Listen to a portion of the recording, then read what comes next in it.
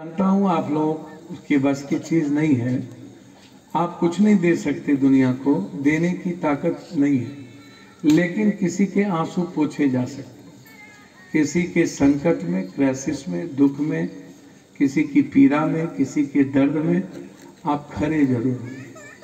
आप उसके पास जाइए, उसके दिल की गहराइयों से मिलिए।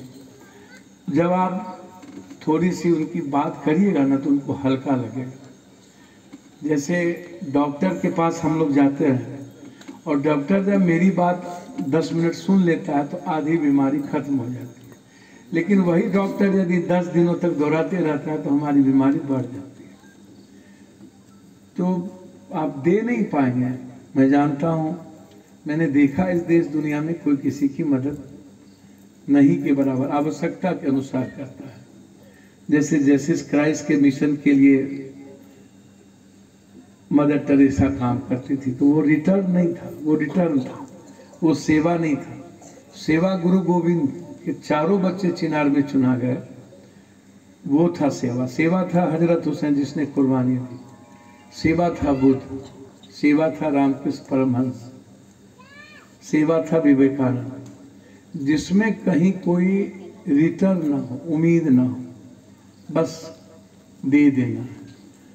तो हम समझते हैं कि हम सबको मिलकर के एक अच्छे पड़ोसी, एक अच्छा परिवार की खूबसूरती के लिए, किसी न किसी एक इंसान के लिए एक अच्छा सत्कर्म हम डेली करें। और ये जो सत्कर्म है वो ईश्वर के राह की ओर है। मैं अंत में एक बात कहना चाहूँगा। मैं समझता हूँ कि भगवान को दुनिया में किसी ने समझा नहीं, इसलिए आज दुनिया की दुर्गति, हम 3rd वर्ल्ड वार में आ गए। 1st वर्ल्ड वार भी हमारे अनैतिक कार्यों के कारण हुई, जिसमें करोड़ों लोग मरे। 2nd वर्ल्ड वार हुआ, उसमें भी करोड़ों लोग मरे। यदि हम ईश्वर को समझते तो परमाणु बम नहीं बनता, अणुबम नहीं बनता। यदि हम ईश्वर को समझते तो ईश्वर की खूबसूरत रचना को मिटाते नहीं हैं।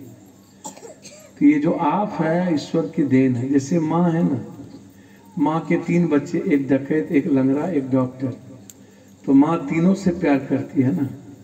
ऐसा तो है नहीं कि सिर्फ डॉक्टर से प्यार करती है। तो भगवान, जब एक माँ ऐसा कर सकती है तो भगवान का विराट दिव्य क्या है आप सोचिए। सब भगवान के बच्चे हैं, कोई कम पापी, कोई महापापी, कोई पापी। अच्छा तो बहुत नहीं के लोग हैं, एक आध 0% अच्छा लोग मिल गए तो मिल गए, नहीं तो नहीं मिलता है।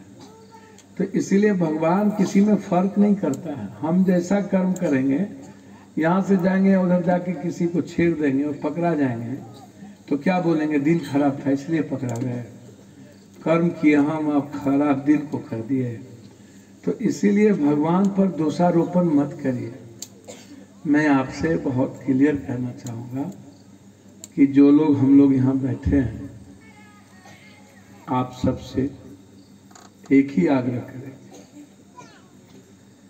कि आपको अपने कर्तव्यों के पथ पर चलते रहना पड़ेगा। आपको महसूस करना पड़ेगा सब कुछ आप में है। बुद्ध ने क्या कहा था, अपो दीपो भव। मेरे भीतर के रावण का, मेरे भीतर के यजीद और कंस का विनाश, मेरे भीतर के अंधकार का विनाश, अहंकार का विनाश। ये जो भीतर का अहंकार है उसको आपको विनाश करना ही पड़ेगा। और एक खूबसूरत अर्जुन को जन्म देना पड़ेगा, एक खूबसूरत हनुमान को जन्म देना पड़ेगा, एक खूबसूरत कबीर को जन्म देना पड़ेगा, एक खूबसूरत विवेकानंद को जन्म देना पड़ेगा, ताकि वो दुनिया को प्रकाशित कर सके। इसीलिए हम यहाँ जो माँ बैठी है ना, ये माँ शब्द अपने आप में दुनिया की सबसे करुणा और ममता से भरी, ये दुनिया के लिए नैसर्गिक ताकत है, ऊर्जा है। आपसे लोग जीना जानते हैं, सीखते हैं, मुस्कुराना सीखते हैं। और मुस्कुराने का रास्ता सिर्फ लोगों के प्रति अपार सम्मान है। इसीलिए ये जो भगवत कथा है, भगवान की जो कथा है, इसको हम सबको महसूस कर लेना पड़ेगा कि हम जब भी